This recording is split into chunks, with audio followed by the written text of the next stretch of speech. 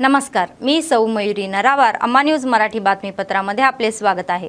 पाहूया आजच्या ठळक बातम्या.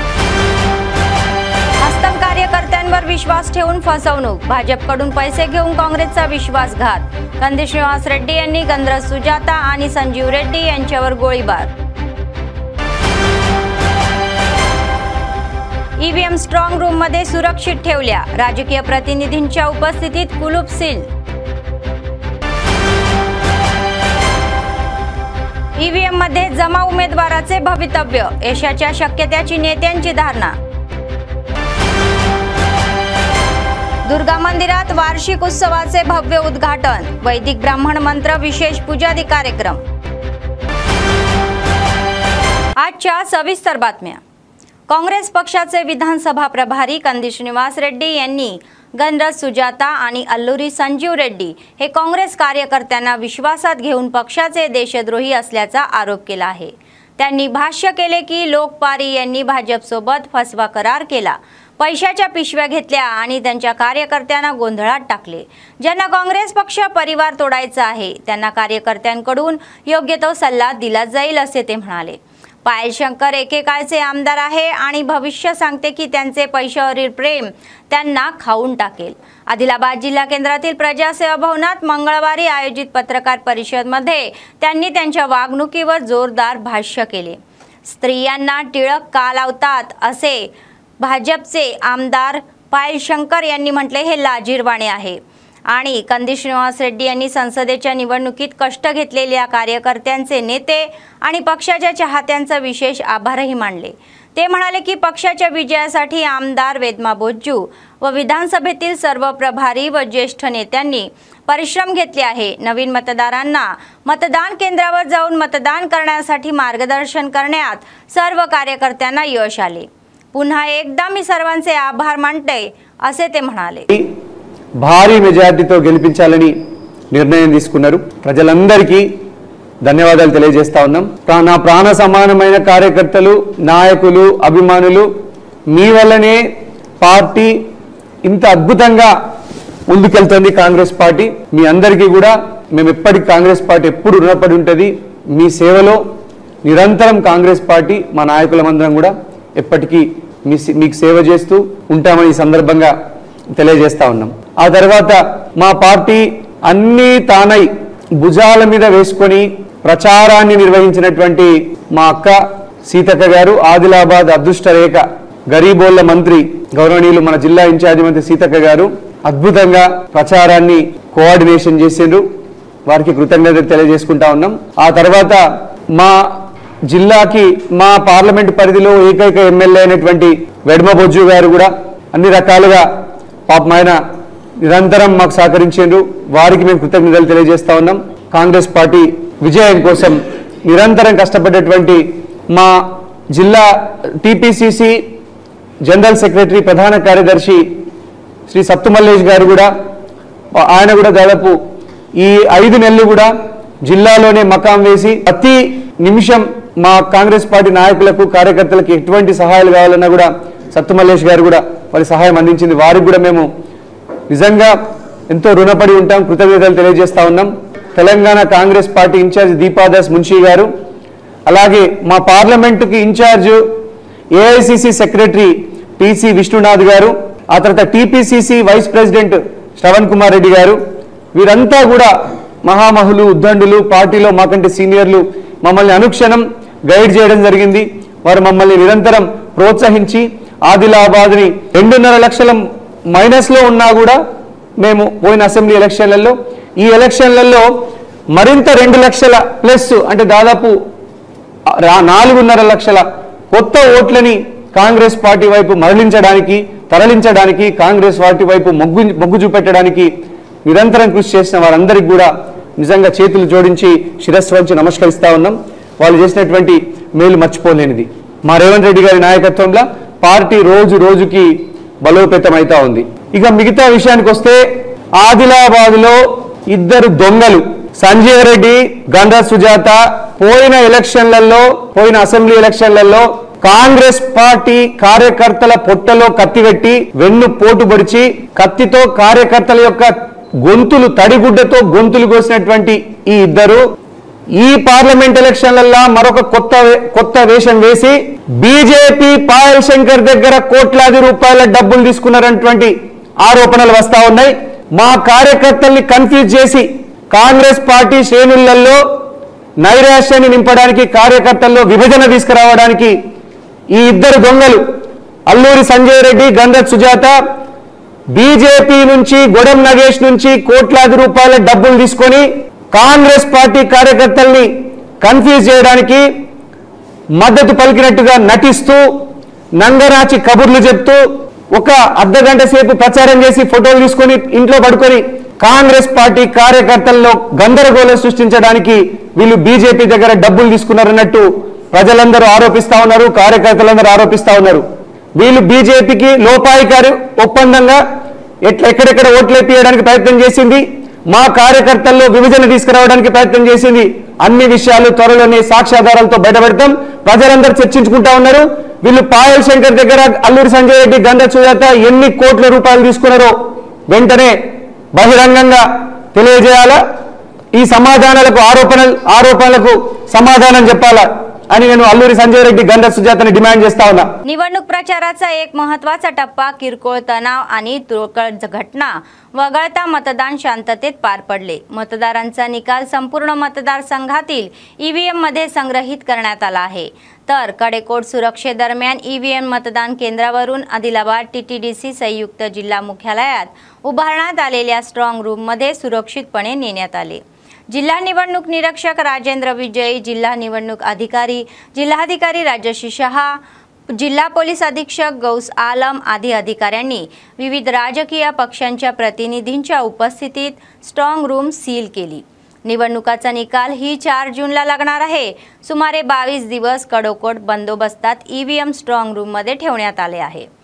तर आदिलाबाद, बोथ, खानापूर, मुथोळ, आसिफाबाद या 7ही विधानसभा मतदारसंघात 16,50,175 मतदारांपैकी 12,21,563 मतदारांनी मतदान केले आणि एकूण मतदानांची टक्केवारी ही 74.3 नोंदवली गेली. 8,04,875 पुरुष मतदार तर 8,45,213 महिला मतदार आणि 87 इतर मतदार असे एकूण 16,50,175 मतदान आहे. तर यामध्ये 5,99,108 पुरुष, 6,22,420 महिला आणि इतर 35 असे एकूण 12,21,563 जणांचा समावेश असून त्यांनी मतदानाच्या हक्काचा लाभ घेतला.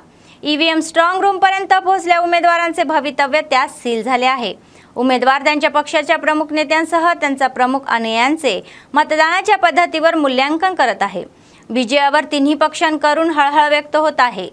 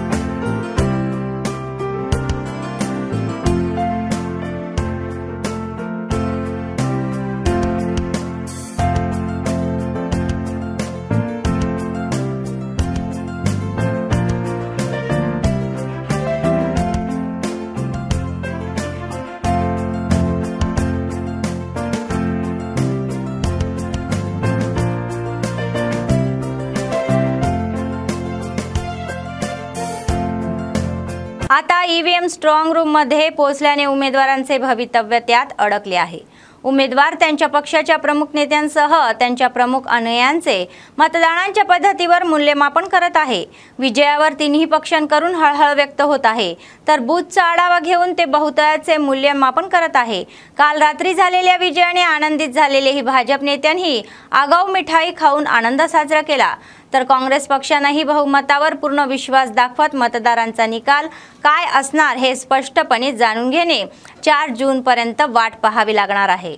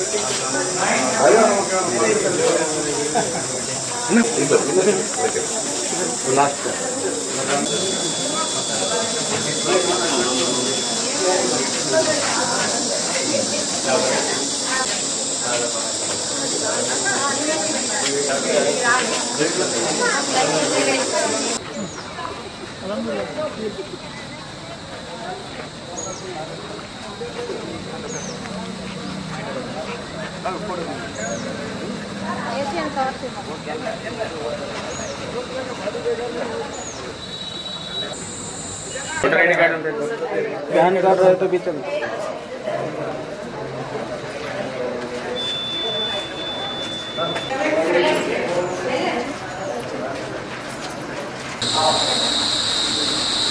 जिल्हा एसपी गौस आलम यांनी सांगितले की आदिलाबाद जिल्हा मुख्यालयातील लोकसभा निवडणुकीच्या पार्श्वभूमीवर ईव्हीएम ठेवलेल्या स्ट्रॉंग रूम मध्ये कडक सुरक्षा व्यवस्था ठेवण्यात आली आहे। त्यांनी मंगळवारी शहरातील स्ट्रॉंग रूमची पाहणी केली। यावेळी कर्मचाऱ्यांना अनेक सूचनाही दिल्या, तर संशयातेपासून सावध राहण्याचा सल्लाही दिला। एसपींनी खुलासा केला की स्ट्रॉंग रूम मध्ये स्थानिक पोलिसांसह केंद्रीय दले तैनात करण्यात आली आहे।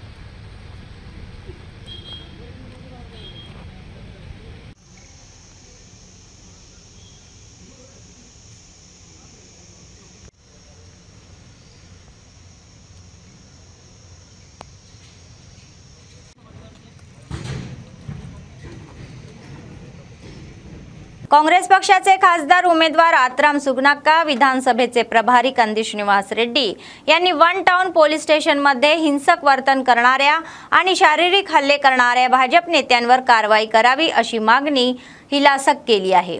अटक करण्यात आलेल्या ही निरपराध तरुणांची तत्काळ सुटका करण्याची मागणी केली।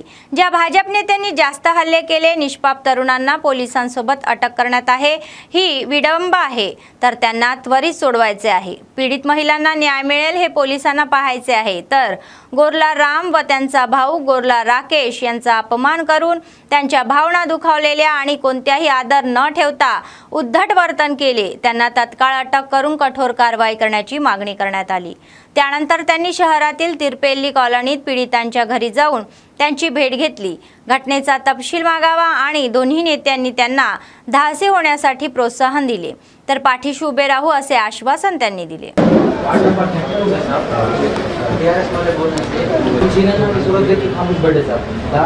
कंट्रोल में रख के काम करो, कितना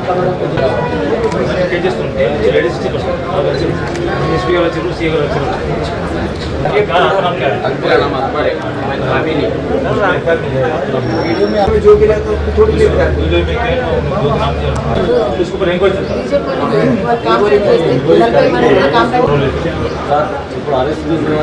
उधर से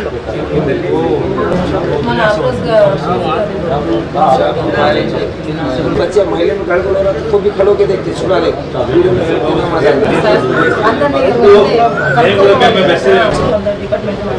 ఎందుకంటే అది కొంచెం స్ట్రిక్ట్ యాక్షన్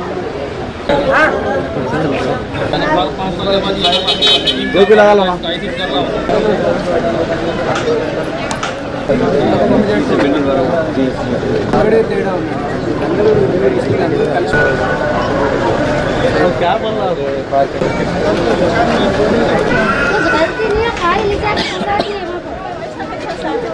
एक मारा तो 100 जनों मीडिया के डाल देते हैं सर, किसी को उठाए नहीं वहाँ पर। अरे बच्चा नहीं मरने वाला कर हिजाब निकाल कर फेंकते, नकाब निकाल कर भाग के जाए तो मर रहे। इस वजह से लड़ियाँ हुए तो नहीं उठते। నిన్న ఎలక్షన్ సందర్భంగా పాయల్ శంకర్ గారి కొడుకు Payal Sharath also known as Bunny ఇతను అక్కడ నిలబడ్డటువంటి ఓటర్లను సభ్య సమాజం తలదించుకునే భాషను వాడి చాకుని మర్మాంగాలల్లా ఉచితం అని సభ్య సమాజం తలదించుకునే భాషను వాడి పాయల్ శంకర్ కొడుకు మహిళలందరినీ అవమానించిండు। తక్షణం పాయల్ శంకర్ కొడుకు మీద పోలీసులు సుమోటోగా విచారణ చేపట్టి ఆయన మీద తగిన చర్యలు తీసుకోవాలని కోరుతా ఉన్నాం। తిరుపల్లికి చెందినటువంటి వార్డ్ నంబర్ 3 వార్డ్ నంబర్ 23 తిరుపల్లికి చెందినటువంటి గొర్ల రాము, ఆయన తమ్ముడు రౌడీ షీటర్ అయినటువంటి గొర్ల రాకేష్, వీళ్ళిద్దరూ మత విద్వేషాలని రెచ్చగొట్టేట్టుగా, మహిళల ఆత్మగౌరవాన్ని కించపరిచేటట్టుగా రెచ్చగొట్టి ఓట్లు దండుకోవాలనేటువంటి పాయల్ శంకర్ పన్నాగంలో ఇరికి ప్రజల్ని భయభ్రాంతులకు గురి చేసే విధంగా ప్రవర్తించినటువంటి ఈ గొర్ల రాము, గొర్ల రాకేష్ పైన తీవ్రమైనటువంటి చర్యలు తీసుకోవాలా, వాళ్ళని తక్షణం అరెస్ట్ చేసి రిమాండ్కు పంపాలా అని ఈ సందర్భంగా కాంగ్రెస్ పార్టీ తరఫున ఆదిలాబాద్ అసెంబ్లీ నియోజకవర్గ ఇన్ఛార్జిగా నేను కూడా డిమాండ్ చేస్తా ఉన్నాము। భారతదేశం అంటేనే సబ్బండ వర్గాలు కలయిక, అన్నదమ్ముల వలె అక్కచెల్లెల వలె ఉన్నటువంటి భారతదేశంలో నిన్న ఎలక్షన్లో ఎట్లా మేము ఓడిపోతున్నాం అనేసి జైనూర్లో కూడా ఇదే లొల్లి పెట్టించి, ఇక్కడ ఆదిలాబాద్లో కూడా ఇష్టం వచ్చినట్టు మహిళలను, ఒక మహిళను అంటే మీ ఇంటి మహిళను అన్నట్టే, నీ తల్లి నీ తల్లి కడుపులో పుట్టినవు కదా, నువ్వు కూడా మీరు కూడా మీ తల్లిదండ్రులు అన్నట్టే, ఇంకొక మహిళను అంటే మీ తల్లిదండ్రులను నీ తల్లిని అన్నట్టే, అది గుర్తుంచుకో। ఒక మహిళను దూషించద్దు ఎప్పుడు కూడా। మహిళ అంటే ఈ భారతదేశానికి, దేశాన్నే ఒక భరతమాతగా, మన భారతదేశానికి ఒక భరతమాత, ఒక తల్లిని అన్నట్టు। కానీ ఈ విధమైనటువంటి మత ద్వేషాలు మా ప్రాంతంలో పుట్టిస్తే మాత్రం అస్సలు బాగోదు। అందరం మా ఆదిలాబాద్ ప్రాంతంలో, ఉమ్మడి ఆదిలాబాద్ పార్లమెంటు నియోజకవర్గ ప్రజలందరూ కూడా చాలా అందరూ కలిసిమెలిసి ఉన్నటువంటి ప్రాంతాన్ని విడగొట్టి इष्टम వచ్చినట్టు చేస్తే అసలు బాగోదు, ఊరుకోరు ప్రజలు। शहरातील दुर्गानगर नवशक्ती दुर्गा माता मंदिरात देवीच्या वार्षिक ब्रह्मोत्सवाला मोठ्या थाटामाटात सुरुवात झाली। देवी मंदिरात ही 27 वसंत उत्सव पूर्ण होत असताना या महिन्याच्या 14 ते 16 तारखेपर्यंत मंदिराचे अध्यक्ष व मुख्य पुजारी किशन महाराज यांच्या नेतृत्वाखाली वार्षिक ब्रह्मोत्सवाचे आयोजन भव्य पद्धतीने करण्याची व्यवस्था करण्यात आली आहे। पहिल्या दिवशी म्हणजेच मंगळवारी गणपती पूजनाने उत्सवाला सुरुवात झाली। बोधचे माजी आमदार राठोड बापूराव यांनी सकाळी नवग्रह होमात सहभागी होऊन विशेष प्रार्थना केली। भाविकांना अन्नदान करण्यात आले। यावेळी बोलताना मंदिराचे पुजारी किशन महाराज म्हणाले की देवीची वार्षिक ब्रह्मोत्सव 3 दिवस आयोजित करण्यासाठी विशेष व्यवस्था करण्यात आली आहे। उत्सवाच्या दुसऱ्या दिवशी म्हणजेच 15 रोजी मातृत्व दिनाच्या स्मरणार्थ लक्ष्मी दर्शन, पूजा आणि मूलव्रत सूत सायंकाळी 5 ते मध्यरात्री 12 या वेळेत मातेचे भव्य पूजन होणार असल्याचे त्यांनी सांगितले।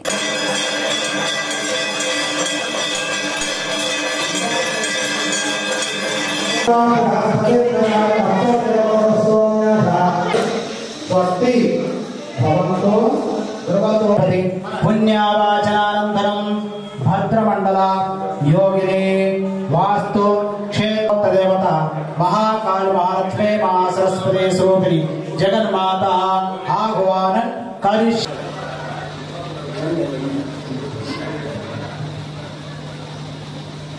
पूजयामि। ओम यममावागयामि स्थापयामि पूजयामि। निरुतिमावागयामि स्थापयामि। रुद्रानावागयामि स्थापयामि पूजयामि। ద్వాదశాదిత్యానావా। గత అమ్మవారు వెలిసి 1997 27 సంవత్సరాలు అవుతుంది। ప్రతి సంవత్సరం బ్రహ్మోత్సవాలు మనం చిన్నగా యథాభక్తితో మేము చేసుకుంటాం కాబట్టి ఈసారి సుఖ అమ్మవారి బ్రహ్మోత్సవాలు 14, 15, 16 3 రోజులు జరుగును కాబట్టి ఈ కార్యక్రమంలో పొద్దున్న నుంచి కార్యక్రమం నడుస్తున్నాయి। ఇప్పుడు మధ్యాహ్నం చండీ యాగం జరుగును, సాయంత్రం పూట భజన శోభయాత్ర ఉండును, మన గుడికే మన క్షేత్రం తిరుగులనే శోభయాత్ర ఉండును। మళ్ళీ రేపు పొద్దున గణపతి పూజ, నవగ్రహ హోమం, చండీ యాగం జరుగును। మధ్యాహ్నం అమ్మవారికి కుంకుమార్చనలు జరుగును। సాయంత్రం రేపు మే 15 అమ్మవారు వెలిచిన రోజు కాబట్టి రాత్రి 12 గంటల వరకు, సాయంత్రం 5 నుంచి రాత్రి 12 దాకా కార్యక్రమం జరుగును। లక్ష దీపార్చన, దీపాలు పెట్టబడును, కుంకుమార్చన జరుగును కాబట్టి రాత్రి 12 గంటలకే అమ్మవారికి మూల విగ్రహానికి అభిషేకం జరుగును। పిమ్మట 16 తారీఖు రోజు పొద్దున మళ్ళీ యథావిధిగా యజ్ఞము, అన్ని పూజలు జరుగును। కుంభాభిషేకం, అమ్మవారి కుంభాభిషేకం జరుగును 16 తారీఖు రోజు 10 గంటలకు। 12 गंटలకు आरती, मंत्रपुष्पम, अन्नदान कार्यक्रम जరుగును। डिपो मॅनेजर कल्पना यांनी एका निवेदनात सांगितले की आदिलाबाद जिल्हा केंद्रातील आरटीसी ट्रॅव्हल आवारातील बस पास काउंटर या महिन्याच्या बुधवारी 15 तारखेला अपंगांसाठी बस पास मेळा आयोजित केला जाईल। सर्व प्रमाणपत्रे मूळ आणि झेरॉक्स, आधार कार्ड आणि एक पासपोर्ट आकारचा फोटो सोबत आणावा। 50 रुपये शुल्क भरावे लागेल। दिव्यांगांनी या संधीचा लाभ घ्यावा असे आवाहन त्यांनी केले।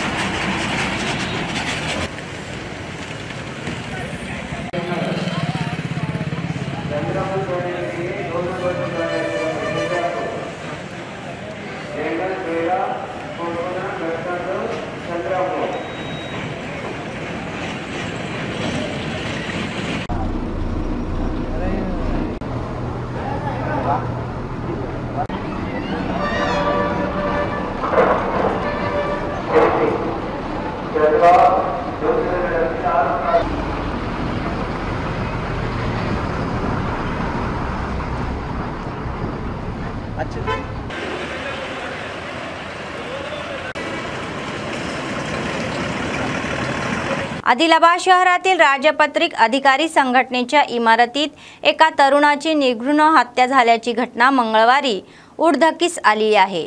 तर सिरकोंडा मंडळ केंद्र येथील के नवीन हे स्थानिक खाजगी रुग्णालयात काम करण्यात आले तर TGO इमारतीत राहत होते. लोकसभा निवडणुकीच्या मतदानाच्या पार्श्वभूमीवर ते सोमवारी आपल्या गावी गेले आणि मतदान करून परतले. मंगळवारी सकाळी त्यांचा मित्र पवन नवीनला भेटण्यासाठी गेला असता तो आधीच गळा दाबून बेशुद्ध अवस्थेत पडला होता. या प्रकरणी गुन्हा दाखल करण्यात आला असून तपास सुरू आहे. तरुणाच्या हिंसक मृत्यूचे कारण अद्याप समजू शकले नाही.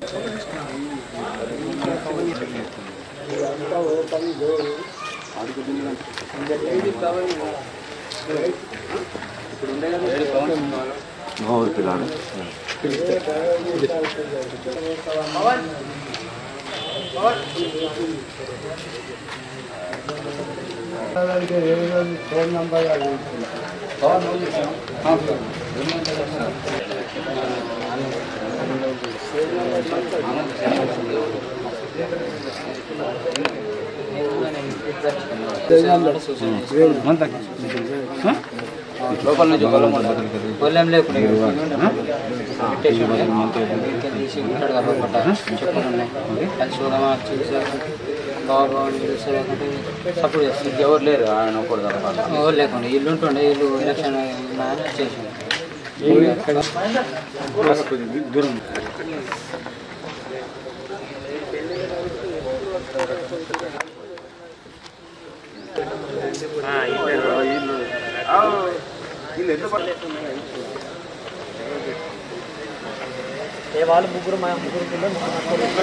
काँग्रेस पक्षाचे खासदार उमेदवार आत्राम सुगना यांनी सांगितले की त्यांच्या विजयासाठी सैनिकाप्रमाणे अथक परिश्रम घेणाऱ्या सर्वांचे मी विशेष आभार मानते.